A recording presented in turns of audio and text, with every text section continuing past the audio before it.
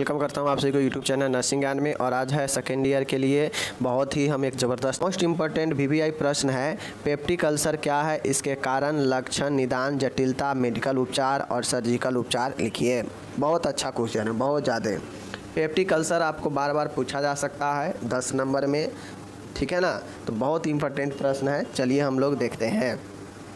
Peptic ulcer, cause, symptoms, diagnosis of complication, medical treatment, surgical treatment. ठीक है, चलिए आगे देखिए। यहाँ पे तो आपके सामने है कि पेप्टिक अल्सर होता क्या है। माय डियर, आप लोग को मैं सीधा समझा दूँ, उसके बाद पढ़ाता हूँ, ठीक है। देखिए, पेप्टिक अल्सर जो होता है ना, आपके छोटी आंत के जो ऊपर वाला भाग होता है ना, जिसे हम लोग ग्रहणी कहते हैं, ड्यूडेनम, वहाँ से लेकर, यानी छोटी आंत के आगे के भाग, अग्रांत मतलब छोटी आंत के आगे के भाग, मतलब सबसे ऊपरी भाग, ड्यूडेनम से लेकर ऊपर आहार नाल के निचले भाग तक, इस बीच में जो भी चीज़ें हैं उसमें जो है क्या होता है, घाव हो जाता है, छल्ला पड़ जाता है, और इसी को पेप्टिक अल्सर कहते हैं। अब आप लोग देख लीजिए कि ऊपर हमारा आहार नाल के एसोफेगस के नीचे, ठीक है, एसोफेगस है यहाँ पे, यह निचला इसका परत हो गया, ठीक है। यहाँ से हमारा जो है पेट कनेक्ट है, ठीक है। यहाँ से क्या है, पेट कनेक्ट है, ठीक है, पेट कनेक्ट है। अब अमाशय कनेक्ट है, समझ गए। तो ये क्या कह रहा है, और यहाँ पे एक पाइलोरस वाल्व है, और इसके बाद जो है यहाँ पे छोटी आंत शुरू है, ठीक है। यहाँ पे छोटी आंत जो है इधर शुरू है, ठीक है। तो ये हो गया हमारा अमाशय, ये हो गया हमारा इंटेस्टाइन छोटी, और ये हो गया हमारा ईसोफेगस, ठीक है। मैंने क्या बताया कि छोटी आंत के आगे के भाग, मतलब जो अमाशय से कनेक्ट वाला भाग है, जिसे ड्यूडेनम ग्रहणी कहते हैं, जो हमारा ये आगे का भाग होता है, तो ये छोटी आंत के ऊपर वाला आगे के भाग से लेकर यह पेट सहित एसोफेगस के निचली भाग तक, इसमें कहीं भी छाला होता है ना, तो वह पेप्टिक अल्सर के नाम से ही जाना जाता है, ठीक है। अगर पेट में अगर छाला होता है, ठीक है, पेट के आसपास, पेट के एरिया में, अमाशय के अंदरूनी परत में कहीं पे छाला होता है, तो उसे गैस्ट्रिक पे जो है अल्सर जानते हैं। और ड्यूडेनम, मतलब अगर छोटी आंत के ड्यूडेनल में होता है अल्सर, तो उसे ड्यूडेनल अल्सर के नाम से जानते हैं। 2 प्रकार के होता है, ठीक है। चलिए, तो इसी को लिखा गया है कि पेप्टिक अल्सर रोग, जिसे हम लोग पेप्टिक अल्सर डिजीज PUD भी कहते हैं, तो यह एक ऐसी स्थिति होती है जिसमें पेट की परत, यानी पेट का जो अंदरूनी परत है उसमें, ठीक है, साथ में पेट के अंदरूनी परत, यानी जिसे हम लोग गैस्ट्रिक बोलते हैं, ठीक है ना। छोटी आंत, जिसे हम लोग ड्यूडेनम बोलते हैं, छोटी आंत के ड्यूडेनम, यानी छोटी आंत के शुरुआत में, भोजन नली, ग्रास नली के निचले हिस्से में, ठीक है ना, एक या अधिक घाव या अल्सर विकसित हो जाते हैं, और इसी को हम लोग पेप्टिक अल्सर कहते हैं। समझ रहे हैं चीज़ों को। पेप्टिक अल्सर मतलब छाला पड़ जाना, घाव हो जाना, ठीक है। और यह कहाँ होता है, छोटी आंत के ऊपरी भाग से लेकर जो हमारा ग्रास नली है, आहार नली, उसके निचले हिस्से तक यह कहीं भी हो सकता है। चाहे पेट में होगा, चाहे ड्यूडेनम यानी छोटी आंत के प्रथम भाग में हो सकता है, या फिर आपके आहार नाल के नीचे वाले हिस्से में हो सकता है। तो इन सभी हिस्सों में हो जाता है, तो उसे हम लोग पेप्टिक अल्सर कहते हैं। अब यह जो होता है अल्सर, मतलब छाला हो जाता है, छाला युक्त घाव हो जाता है, ठीक है, पेट में। ग्रसनी, अमाशय एवं अग्रांत, आपको पता होगा, ग्रसनी मतलब ड्यूडेनम, ठीक है, ड्यूडेनम, समझ रहे चीज़ों को, ठीक है। उसके बाद ग्रसनी वही जो हमारा भोजन का नली है, ग्रसनी एसोफेगस, उसके निचले भाग में अमाशय यानी पेट, और अग्रांत मतलब आंत के आगे वाला भाग के जो म्यूकस मेम्ब्रेन होता है, जो झिल्ली होता है, जो हमारे पेट के से लेकर अमाशय तक एक अंदरूनी परत बनाता है, इसी म्यूकस मेम्बर झिल्ली में जो है घाव होता है, यानी क्षतिग्रस्त हो जाता है, और घाव बनना ही पेप्टिक अल्सर कहलाता है। यह घाव आहार नाली के म्यूस्कुलोरोसिस म्यूकोसा तक गहरे हो सकते हैं। यह 2 प्रकार के होते हैं, गैस्ट्रिक अल्सर व ड्यूडेनल अल्सर। अब गैस्ट्रिक अल्सर जो आपके पेट के अंदरूनी परत में अगर दिखता है अल्सर, तो वह गैस्ट्रिक अल्सर कहलाएगा। अगर छोटी आंत के आगे वाला भाग ड्यूडेनम में अगर अल्सर दिखाई दे रहा है, छल्ला दिखाई दे रहा है, तो उसे ड्यूडेनल अल्सर कहते हैं। समझ गए। तो यही जो है हमारा अल्सर है। अल्सर के दोनों प्रकार मैंने आपको बता दिया, समझ गए चीज़ों को। सीधा समझिए कि एसो आहार नाल के निचले हिस्से से लेकर जहाँ पे हमारा आमाशय पेट कनेक्ट रहता है आहार नाल से, तो आहार नाल के निचले हिस्से से लेकर पेट सहित जो है छोटी आंत के आगे वाला भाग यानी ड्यूडेनम वाला भाग तक जो भी उसके अंदरूनी परत में अल्सर होता है, छल्ला होता है, घाव पड़ जाता है, उसी को हम लोग पेप्टिक अल्सर कहते हैं। ठीक है, पेप्टिक अल्सर में दो प्रकार, एक गैस्ट्रिक अल्सर जो आहार नाल के निचले भाग से लेकर जो पेट तक अगर होगा छल्ला तो उसे गैस्ट्रिक अल्सर कहेंगे, और अगर छल्ला जो है, घाव जो है छोटी आंत के आगे वाला भाग ड्यूडेनम में होगा तो उसे ड्यूडेनल अल्सर कहते हैं। दोनों समझ गए, कोई दिक्कत नहीं। चलिए, यहाँ पे इंग्लिश मैंने दे रखा है, आप लोग इंग्लिश इसको अच्छे से पढ़ लीजिएगा। अब इसके होने के कारण क्या हो सकते हैं कि पेट में छल्ला पड़ जाए, फिर आपके आमाशय में छल्ला पड़ जाए, छोटी आंत में छल्ला हो जाए, या आहार नाल के निचले हिस्से में छल्ला पड़ जाए, घाव हो जाए। यह कारण क्या हो सकता है? तो माय डियर, आपको समझना चाहिए कि कुछ कारण जो है आपको संक्रमण हो सकते हैं। ठीक है, कुछ ऐसे कारण होंगे जहाँ पे संक्रमण भी इसका कारण होगा, जिसमें कुछ बैक्टीरिया होता है। ठीक है, जिसे हेलिकोबैक्टर पाइलोरी बैक्टीरिया कहते हैं। ठीक है, यह बैक्टीरिया देखते होइएगा, डॉक्टर जो है आपको एच पाइलोरी का जांच करवाते हैं। ठीक है, वह एच पाइलोरी का जांच ही इसीलिए करवाते हैं ताकि इस बैक्टीरिया का पता चले कि अगर संक्रमण के कारण यह छल्ला होगा तो उसे जो है पता किया जाएगा और दवाई दिया जाएगा। तो हेलिकोबैक्टर पाइलोरी जो बैक्टीरिया होता है, हेलिकोबैक्टर पाइलोरी बैक्टीरिया, यह बैक्टीरिया कारण बनता है संक्रमण उत्पन्न करने का। Hyper secretion of gastric juice, अब जो HCl जो होता है अम्ल, इसका अगर अत्यधिक, इसका काम क्या है आपको पता है कि यह सूक्ष्म जीवों को नष्ट करता है, मारता है। ठीक है, यह हमारे पेट भोजन को क्या करता है, जो है अम्लीयता प्रदान करता है। ठीक है ना, लेकिन अगर यह अम्ल जो है ज़्यादा बनने लगता है तो हमारे पेट में बहुत ज़्यादा अफरा गैस बनने लगता है, और इस कंडीशन में अगर HCl, चूँकि हम लोग जानते हैं बहुत जो है ख़तरनाक यह जो अम्ल होता है, बहुत हार्ड, बहुत पावरफुल यह अम्ल होता है जो हमारे पेट में सिक्रेशन होता है, और यह सिक्रेशन किसके द्वारा होता है? आमाशय के लेयर द्वारा ही होता है, यानी आमाशय के भित्ति के द्वारा, वाल्व के द्वारा ही इसका सिक्रेशन किया जाता है। तो जब ये बहुत ज़्यादा सिक्रेशन होने लगता है ना, तो सिक्रेशन होता है तो आमाशय को जो दीवार है उसको ही यह क्षति पहुंचाने लगता है और उसमें जो है छल्ला उत्पन्न होने लगता है। ठीक है, तो यही होता है, समझ गए। जैसे आप नॉर्मल जानिए, आपके मुंह में छल्ला पड़ जाता है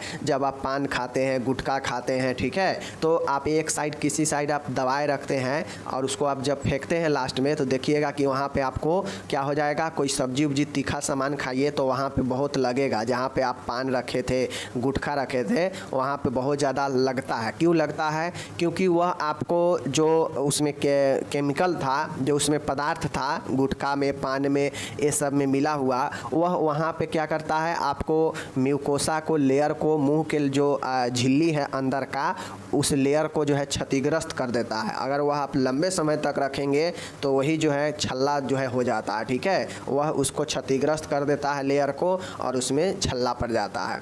तो उसी प्रकार से हमारे पेट में अगर बहुत ज़्यादा HCl का सिक्रेशन होने लगता है तो चूँकि यह बहुत पावरफुल होता है, और पावरफुल होने के साथ यह क्या करता है कि आमाशय के भित्ति को, आमाशय के दीवार को क्षतिग्रस्त कर देता है, छल्ला जो है वहाँ पे उत्पन्न कर देता है। ठीक है, लंबा उपवास, अगर बहुत ज़्यादा आप लंबे समय तक फास्टिंग रखते हैं तो यह भी जो है कारण आपके हो सकते हैं। ठीक है, इसलिए ज़्यादा लंबे समय तक कोशिश कीजिए कि फास्टिंग ना रहा जाए। ठीक है, स्मोकिंग, वही चीज़ें मैंने बताया, अगर आप धूम्रपान करते हैं, स्मोकिंग, तो यह भी कारण होता है। तंबाकू आप च्युइंग कर रहे हैं, टबैको च्युइंग कर रहे हैं, तो यह भी कारण हो सकता है। ठीक है, उसके बाद है गैस्ट्राइटिस हो सकता है। गैस्ट्राइटिस का मतलब होता है कि आपके जो पेट में जो भी ऑर्गेन है उसमें इन्फ्लामेशन होना। ठीक है, जैसे लीवर हो गया, उसके बाद आपका हो गया पेंक्रियाज हो गया। ठीक है, उसके बाद आपका एड्रीनल ग्लैंड हो गया। ठीक है, उसके बाद स्प्लीन हो गया। बहुत सारे ऑर्गेन हमारे आमाशय के एब्डोमिनल रीजन में है, तो उसमें कोई इन्फ्लामेशन होता है, उसी को हम लोग गैस्ट्राइटिस कहते हैं। अब इसमें हो सकता है क्रोन डिजीज, पैंक्रेटाइटिस डिजीज, यह सब जो है इन्फ्लामेशन जो है आपको क्या करता है कि अल्सर उत्पन्न करता है। उसके बाद कुछ ऐसे दवाइयाँ हैं जैसे नॉन एस्टेरॉयडल एंटी इन्फ्लामेटरी ड्रग, ठीक है ना। तो अगर बहुत ज़्यादा कोई एस्टेरॉयड दवा लेता है तो उसका प्रभाव ये भी पड़ता है कि यह आपको जो है क्या करता है, म्यूकोसा को क्षतिग्रस्त करता है, म्यूकस मेम्ब्रेन के, किसके म्यूकस मेम्ब्रेन के, पेट का, एसोफेगस के निचले भाग को और छोटी आंत के प्रथम भाग को। तो यह NSAID दवाइयाँ आप अत्यधिक जो है ना ले, यानी एस्टेरॉयडल जो दवाइयाँ होता है वह दवाइयाँ का ज़्यादा उपयोग नहीं करना चाहिए। इमोशनल स्ट्रेस, अगर बहुत ज़्यादा आप भावनात्मक रूप से आप स्ट्रेस में है तो यह भी जो है कारण आपके बनते हैं। तो कुछ कारण नहीं है, बस जो मैंने बताया, तंबाकू सेवन करना, एल्कोहल भी हो सकता है, धूम्रपान, स्मोकिंग, ठीक है। NSAID दवाइयाँ का बहुत, देखिए NSAID जो है ना, NSAID एक दवाई है, ठीक है। NSAID यह दवाइयों का एक समूह है, ठीक है। अगर इस समूह के दवाई का बहुत ज़्यादा आप उपयोग करते हैं, नॉन एस्टेरॉयडल एंटी इन्फ्लामेटरी, ठीक है ना, अगर ड्रग्स, ठीक है, अगर ये दवाइयाँ का बहुत ज़्यादा आप उपयोग करते हैं तो आपके अंदर जो है क्या हो जाएगा, प्रॉब्लम आ सकता है। कुछ गैस्ट्राइटिस प्रॉब्लम जैसे पैंक्राइटिस, ठीक है, पैंक्रियाज का इन्फ्लामेशन, क्रोन डिजीज हो सकता है। आगे चलिए, तंबाकू चबाना, शराब पीना, ठीक है, एल्कोहल ड्रिंकिंग, धूम्रपान, लंबे उपवास, hyper secretion of gastric juice यानी HCl का अधिक निर्माण, हेलिकोबैक्टर पाइलोरी बैक्टीरिया, ये सब कुछ कारण है जिसको आप लोग याद रखिएगा, ठीक है। चलिए आगे हम लोग चलते हैं। अब है हमारा सिम्टम्स। अब जानिए कि अगर किसी को ये प्रॉब्लम होता है तो उसमें क्या लक्षण दिखाई देगा, ठीक है ना। मीन्स किसी को अगर पेप्टिक अल्सर होता है, पेट में छाले हो जाते हैं, या पेट के अंदरूनी परत में कोई छाला पड़ जाता है, या फिर इसोफेगस के लास्ट वाले भाग में यानी आहार नाल के निचले हिस्से में जहाँ पे अमाशय पेट कनेक्ट है वहाँ पे जो है कोई छल्ला हो जाता है, या फिर छोटी आंत के प्रथम भाग में कोई छल्ला हो जाता है, तो इसमें क्या लक्षण दिखाई दे सकते हैं, ठीक है। अब देखिए यहाँ पे एक समझिए, ऐसा नहीं है कि आहार नाल के निचले हिस्से में भी हो जाएगा, छोटी आंत में भी, छोटी आंत के आगे वाले भाग में भी हो जाएगा, और इधर जो है पेट में भी हो जाएगा। ऐसा नहीं है कि तीनों एक साथ जो है उत्पन्न होगा, बिल्कुल नहीं। मान गए पेट में भी हो सकता है, सिर्फ छोटी आंत के जो हमारा आहार नाल है तो आहार नाल के निचले भाग में भी सिर्फ हो सकता है, छोटी आंत के प्रथम भाग ड्यूडेनम में भी सिर्फ हो सकता है। तो ऐसा नहीं है कि मान गए सब में एक साथ ही होगा, इसमें भी सिर्फ हो जाएगा, या हो सकता है सिर्फ इसी में हो, या हो सकता है इस दोनों में हो, इसमें ना हो। तो ये आपको ध्यान में रखना है कि इस वाले एरिया में कहीं भी अगर हो जाए तो उसे हम लोग पेप्टिक अल्सर के ही नाम से जानते हैं, ठीक है। लक्षण में सबसे महत्वपूर्ण इसका लक्षण होता है कि आपको पेट में दर्द होता है, ठीक है, पेट में दर्द होता है सबसे महत्वपूर्ण लक्षण में। और सारे लक्षण है पेट में जलन, हार्ट बर्न होना, ठीक है, सीने के आसपास से लेकर पेट में जलन पड़ेगा आपको, पेट के ऊपरी भाग में दर्द होगा, पेन इन एपिगैस्ट्रिक रीजन। अब ऊपरी भाग में क्यों होगा, क्योंकि हम लोग जानते हैं कि हमारे ऊपरी भाग में ही जो है एसोफेगस जो है अमाशय से कनेक्ट है, ठीक है। तो इसलिए ऊपरी भाग यानी एपिगैस्ट्रिक रीजन में दर्द होगा, जो एब्डोमिनल क्षेत्र का एक रीजन है, एपिगैस्ट्रिक रीजन पता होना चाहिए। उल्टी होना, जी मचलना, वोमिटिंग होगा, नौसिया होगा। अब जाहिर सी बातें हैं, पेट में, आंत में या आहार नाल के भाग में घाव है तो जाहिर सी बातें हैं, भोजन उल्टी के मन होगा ही होगा, जी मचलेगा ही मचलेगा, पेट में जलन होगा ही होगा, पेट के ऊपरी हिस्सों में दर्द होगा ही होगा।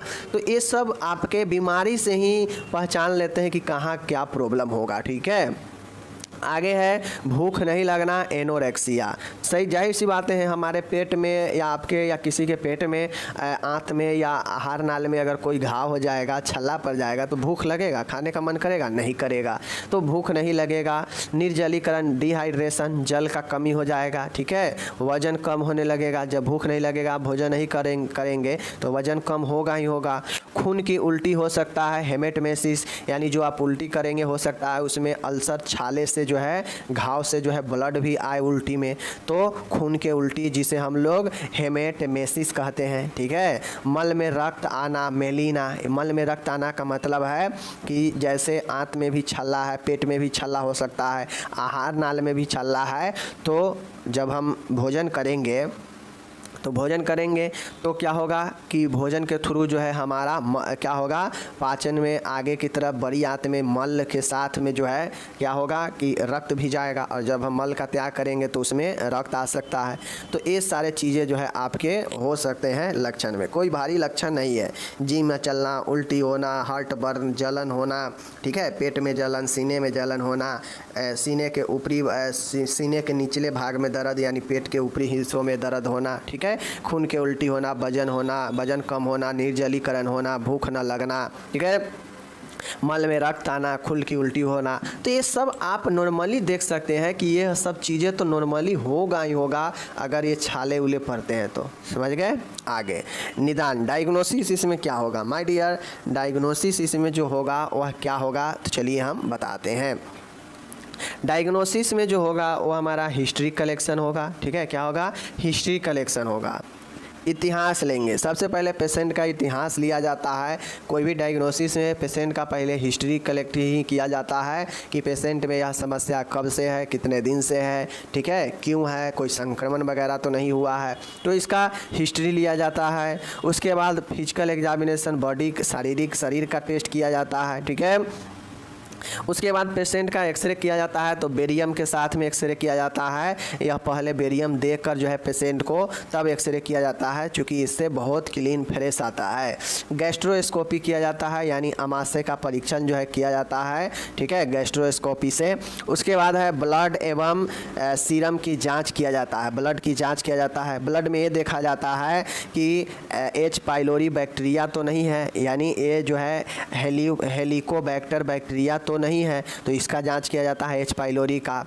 ये संक्रमण होता है, अगर ब्लड का जांच करेगा और एच पाइलोरी पॉजिटिव होगा तो बता देगा, ठीक है, तो ये समझ जाएगा कि संक्रमण के कारण ये चीज़ें हो रहा है। WBC की संख्या बढ़ जाएगा, हम लोग जानते हैं कि संक्रमण बहुत ज़्यादा अगर बढ़ जाता है तो WBC की संख्या या तो बहुत बढ़ जाएगा या घट जाएगा, तो इस कंडीशन में बढ़ा हुआ मिलेगा, ठीक है। देख लीजिए, इसोफेगोड्यूडेनोस्कोपी किया जाएगा। इसोफेगोड्यूडेनोस्कोपी का मतलब है कि इसोफेगस आहार नाल और ड्यूडेनम छोटी आंत के प्रथम भाग को एस्कोपी किया जाएगा, यानी परीक्षण किया जाएगा कैमरा की सहायता से, यानी एस्कोपी किया जाएगा। एंडोस्कोपी होता है ना, उसी प्रकार से इसे एसोफेगोड्यूडेनोस्कोपी किया जाएगा, ठीक है, कोई प्रॉब्लम नहीं। चलिए, मल का जांच किया जाएगा, स्टूल का एग्जामिनेशन भी किया जाता है। अगर कोई बैक्टीरिया वगैरह होगा और इसमें ब्लड आ रहा है मल में, तो अगर बैक्टीरिया के कारण यह समस्या हो रहा होगा छाले के कारण, तो पता चल जाएगा ना, तो स्टूल का एग्जामिनेशन भी किया जाता है, मल परीक्षण, ठीक है। तो ये सब निदान है। निदान में क्या क्या करेंगे आपके सामने मैंने बता दिया। ब्लड जांच में एच पाइलोरी, WBC की संख्या, उसके बाद एसोफेगोड्यूडेनोस्कोपी किया जाएगा, गैस्ट्रोस्कोपी, बेरियम का एक्सरे, शारीरिक परीक्षण, इतिवृत्ति लेना, अल्ट्रासाउंड भी हो सकता है, ठीक है, अल्ट्रासाउंड भी होगा, मल की जांच, स्टूल एग्जामिनेशन भी होगा, और एक और जांच लिख लीजिए, नॉर्मल है वो USG है, ठीक है, अल्ट्रासोनोग्राफी, ओके। अब इसका कॉम्प्लिकेशन क्या होगा, समझिए कि अगर मान गए आप इलाज नहीं करवाते हैं, नज़रअंदाज करते हैं, आप सोचते हैं कि ऐसे ही जो है हमारे ब्लड आ रहे हैं, ठीक है, ऐसे ही हमारे जो है ऊपरी हिस्सों में दर्द कर रहा है गैस के कारण, तो अगर आप नज़रअंदाज कर रहे हैं, दवाई खाते जा रहे हैं और वह दवाई कुछ कर नहीं रहा है, तो आपको क्या होगा, कॉम्प्लिकेशन हो सकता है और ज़्यादा समस्या हो सकता है। क्या समस्या होगा, मानिए पहले छाला जो है पेट में या छोटी आंत के ऊपरी हिस्सों में हल्का सा था, ठीक है, लेकिन आप नज़रअंदाज कर दिए, नहीं इलाज करवाएं, तो वह छाला बढ़ते बहुत दूर में हो जाएगा। तो जब दूर बड़ा हो जाएगा, तो जानते हैं आप लोग, जब घाव छोटा होता है और जब घाव बड़ा हो जाता है, तो यहाँ से जो ब्लड निकलेगा छोटी घाव से हल्का हल्का निकलेगा, ठीक है, लेकिन अगर आप इसको नज़रअंदाज कर दिए तो ये बड़ा घाव बन जाएगा, तो यह ब्लड जो है ज़्यादा जो है यहाँ से निकलने लगेगा, तो यही कहता है तीव्र रक्तस्राव यानी सीवियर हेमरेज हो जाएगा अगर कॉम्प्लिकेशन में जाइएगा तो, ठीक है। सीवियर पैंक्रेटाइटिस हो जाएगा, यानी आपके प्रॉब्लम जो है इस छाले से प्रॉब्लम आपके पैंक्रियाज में भी जो है बहुत ज़्यादा बढ़ जाएगा, पैंक्राइटिस हो जाएगा ज़्यादा, पेरिटोनाइटिस हो जाएगा पेरिटोनियम में, ठीक है, पेरिटोनियम में इन्फ्लामेशन पेरोनाइटिस होता है, सीवियर माल न्यूट्रिशन गंभीर कुपोषण भी हो सकता है। क्योंकि आप तो खाना पीना छोड़ दिए हैं, उल्टी हो रहा है, ब्लड कम रहा है, तो ऐसे में गंभीर कुपोषण भी हो जाएगा। पाइलोरिक भाग में अवरोध होना, अब जो आंत का हमारा और पेट से जो जुड़ा हुआ भाग है जिसे हम लोग पाइलोरी कहते हैं, पेट का आखिरी भाग और छोटी आंत के प्रथम भाग में जो कनेक्टिविटी होता है उसे पाइलोरी कहते हैं। तो यह पाइलोरी भाग में जो है क्या हो जाएगा, स्टेनोसिस हो जाएगा, अवरुद्ध हो जाएगा, ठीक है, जिसमें आमाशय का भोजन इधर आंत में नहीं आ पाएगा। तो यह सब जो है जटिलता हो जाएगा, ठीक है। याद रखिएगा क्या क्या जटिलता होगा आपके सामने में है। एक तो होगा कि बहुत ज़्यादा हेमरेज होने लगेगा, ब्लड रक्तस्राव होगा, तीव्र जो है अग्नाशय का प्रदाह हो जाएगा, मतलब सीवियर पैंक्रियाटाइटिस हो जाएगा, पेरिनोटाइटिस हो जाएगा, पेरिटोनाइटिस हो जाएगा, ठीक है, सीवियर माल न्यूट्रिशन हो जाएगा और पाइलोरिक भाग में ऑब्स्ट्रक्शन यानी अवरुद्ध होगा। तो यह सब जटिलता होगा कब, जब आप ध्यान नहीं देंगे। तो जाहिर सी बात है कोई भी बीमारी पर अगर आप ध्यान नहीं देते हैं तो कॉम्प्लिकेशन और ज़्यादा बढ़ ही जाता है, उसका कमता थोड़ी ना है, यही चीज़ें हैं।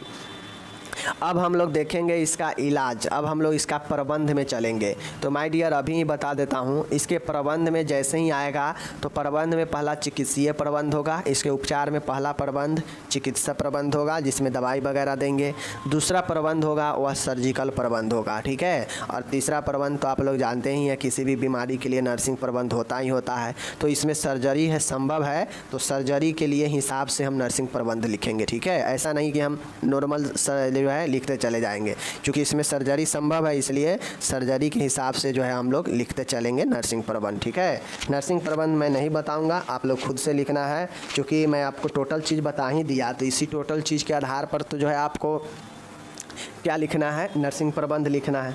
तो इतना ज़्यादा बताने से आपके अंदर कन्फ्यूजन क्रिएट नहीं करना है, ठीक है। अब मेडिकल ट्रीटमेंट, इसके उपचार में देख लीजिए, पहला है मेडिकल ट्रीटमेंट, ठीक है। अब मेडिकल ट्रीटमेंट में होता क्या है कि मान गए अगर आपको जैसे ऊपर में देखे हैं कि हेलिकोबैक्टर बैक्टीरिया, हेलिकोबैक्टर, ठीक है ना, हेलिकोबैक्टर पाइलोरी बैक्टीरिया के कारण यह होता है संक्रमण से। तो चूंकि अगर यह सब छाला अगर ये संक्रमण से हुआ है तो उसके लिए एंटी माइक्रोबियल ड्रग दिया जाता है, यानी सूक्ष्म जीवाणुरोधी दवाई दिए जाते हैं, ठीक है। जैसे एमॉक्सिसिलिन, इसे हम लोग एंटीबायोटिक भी कहते हैं, ध्यान में रख लीजिए। एमॉक्सिसिलिन देख लीजिए, क्लेरिथ्रोमाइसिन, ठीक है, मेट्रिंडाजोल, टेट्रासाइक्लिक और ओमेप्राजोल, यह सब दवा जो है क्या करता है आपके, यह सब जो है आपके सूक्ष्म जीवों को वृद्धि को रोकता है या उसे नष्ट करता है। तो इसे एंटी माइक्रोबियल या इसी को हम लोग एंटीबायोटिक दवा भी कहते हैं, ठीक है, समझ गए। चलिए आगे है माय डियर, दूसरा है एंटासिड। एंटासिड क्या करता है, जैसे aluminium hydroxide, magnesium hydroxide. Antacid क्या करता है कि हमारे जो भी एसिड बन रहा है उस एसिड को क्या करता है, रिफ्लेक्स करता है, कम करता है। तो एंटासिड जो है एल्युमिनियम हाइड्रोक्साइड और मैग्नीशियम हाइड्रोक्साइड, ये याद रखिएगा, एंटासिड होता है। जो ज़्यादा एसिड बन रहा हो, HCl का सिक्रेशन ज़्यादा हो रहा हो तो उसको कम करने के लिए दिया जाता है, ठीक है। प्रोटीन पंप इनहिबिटर, प्रोटॉन देख लीजिए, प्रोटॉन पंप इनहिबिटर, यह दवा गैस्ट्रिक अम्ल के स्रावन को कम करती है, जैसे ओमेप्राजोल, पेंटेप्राजोल, रेनिटाइडिन और क्लेमिटाडिन। ये जो क्या करता है, ये जो दवा है प्रोटीन पंप इनहिबिटर, यह क्या करता है कि आपके जो HCl है ना, गैस्ट्रिक अम्ल इसी को कहते हैं, अगर यह बहुत ज़्यादा सिक्रेशन हो रहा है तो इसको रोकने का काम कौन करता है, यही प्रोटीन पंप इनहिबिटर करता है। जैसे ओमेप्राजोल, पेंटेप्राजोल, रेनिटाइडिन और सीमेटाइडिन। आप लोग देखते होइएगा कि गैस बनता है तो ये सब दवाइयाँ दिया जाता है पेशेंट को, यही HCl बढ़ने के कारण ही पेट में गैस बनता है, अफड़ा बनता है, ठीक है, और इसके लिए ये सब दवाइयाँ दिया जाता है, ठीक है। चलिए चौथा है म्यूकोसल प्रोटेक्टिव ड्रग, यानी जो आमाशय हो या छोटी आंत हो या आहार नाल हो, उसके अंदरूनी लेयर में जो है म्यूकस होता है, म्यूकस मेम्ब्रेन होता है, ठीक है।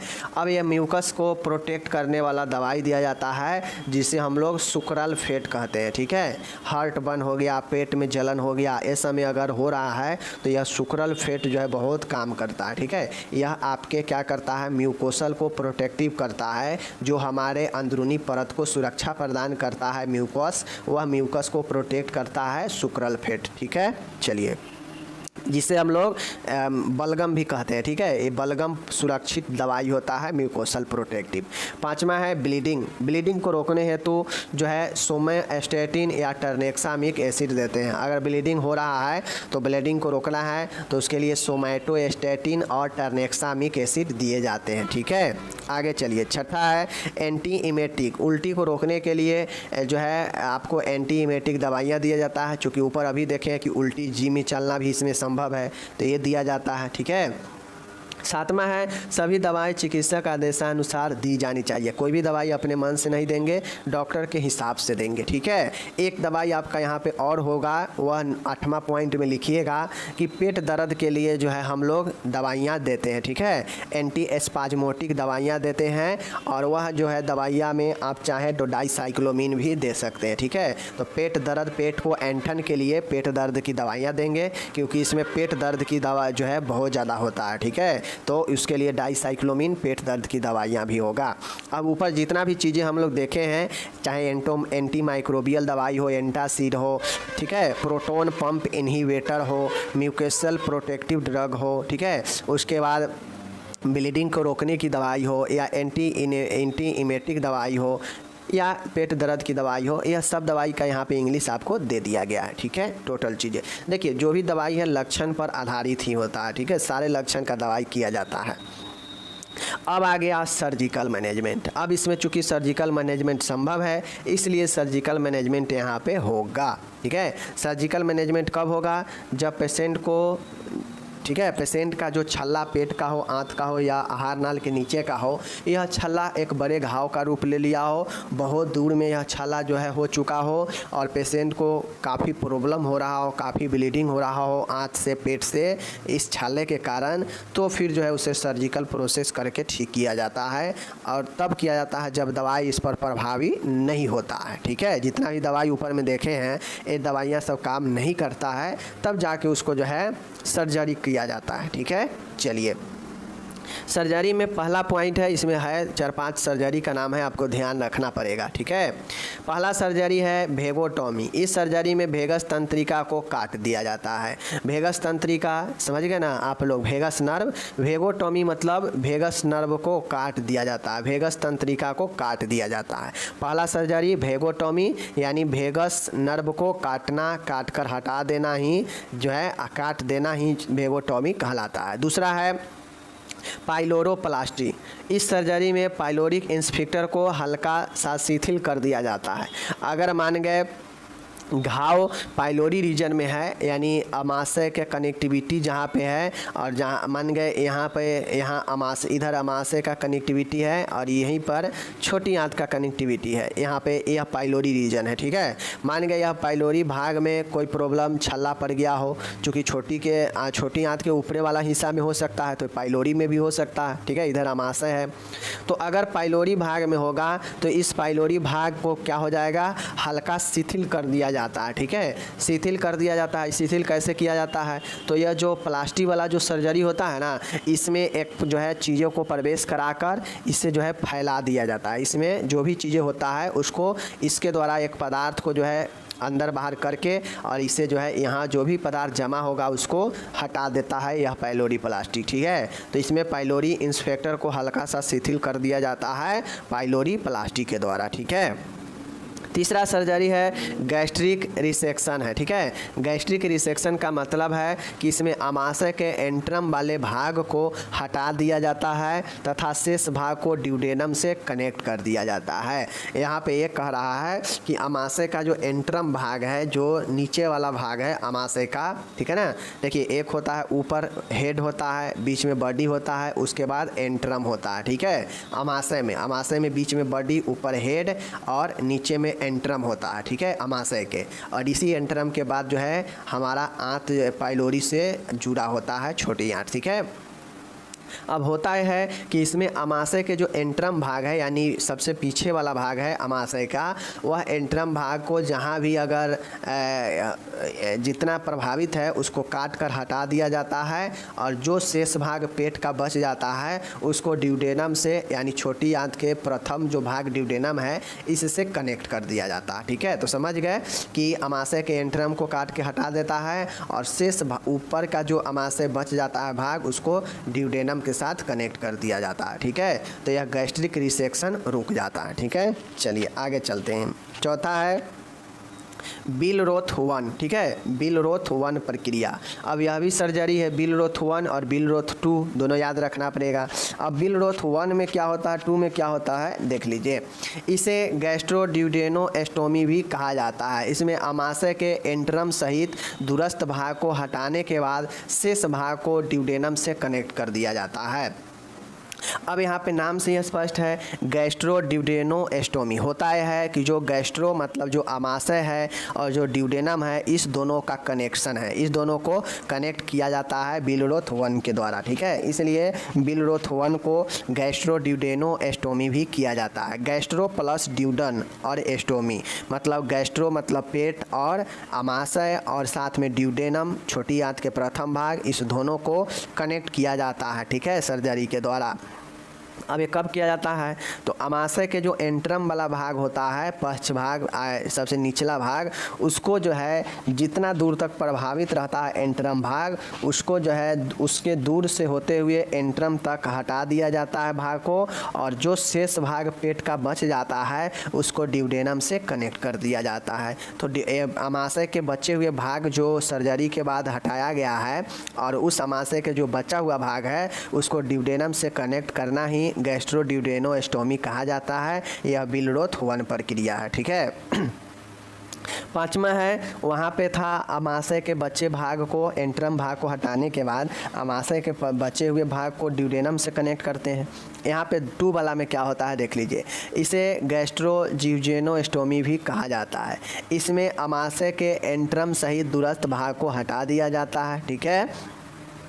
इसमें आमाशय के एंट्रम सहित दूरस्थ भाग को हटा देने के बाद शेष भाग को ड्यूडेनम से कनेक्ट कर देते हैं। सेम चीज़ें है, बस वहाँ पे था ड्यूडेनम से कनेक्ट करते हैं, तो वहाँ पे ड्यूडेनम से कनेक्ट नहीं करते हैं, यहाँ पे ड्यूडेनम से कनेक्ट करते हैं। अब कब मान गए कि अल्सर अगर छोटी आंत तक फैला है, छोटी आंत में भी है भयंकर, तो छोटी आंत में फिर कनेक्ट करने से कोई फ़ायदा नहीं होगा, तो इसलिए छोटी आंत को भी जो है ड्यूडेनम, छोटी आंत के ड्यूडेनम तक जो है काट के हटा दिया जाता है और जहाँ से ड्यूडेनम शुरू होता है वहाँ जो है जाके कनेक्ट कर दिया जाता है आमाशय वाले भाग को, ठीक है।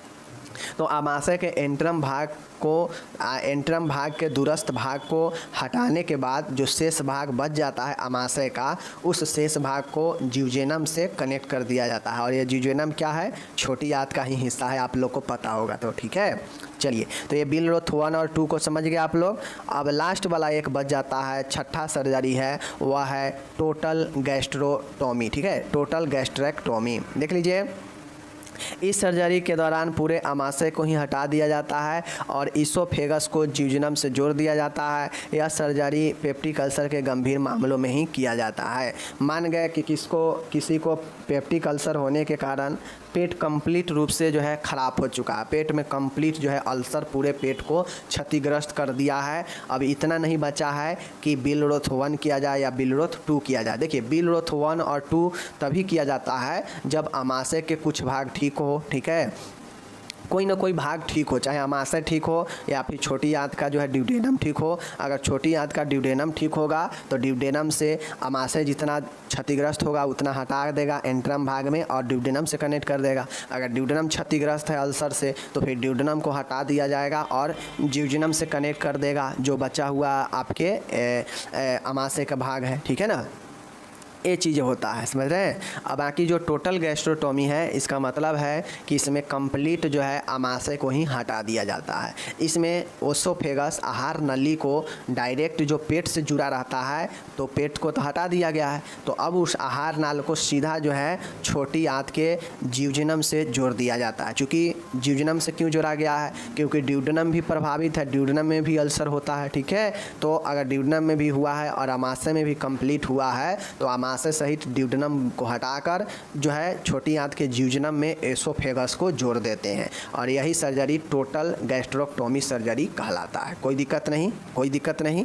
चलिए, तो यहाँ पे आपको समाप्त हो गया, मैंने बता दिया। याद रखना है वैगोटोमी, ठीक है, वैगोटोमी, पाइलोरोप्लास्टी, गैस्ट्रिक रिसेक्शन, बिलरोथ 1, बिलरोथ 2 और टोटल गैस्ट्रोक्टोमी, ये 6 सर्जरी याद रखना है। और जो कि 6 सर्जरी हुआ है तो आपके लिए नर्सिंग देखभाल भी आपको लिखना पड़ेगा। तो आप नर्सिंग देखभाल पता है, टेक्निक क्या है सर्जरी में देखभाल करने का वह सब आपको पहले से भी पता है, बस उसी टेक्निक को फॉलो कीजिएगा और जो जो सर्जरी हुआ है इसके देखभाल में आप लिख दीजिएगा।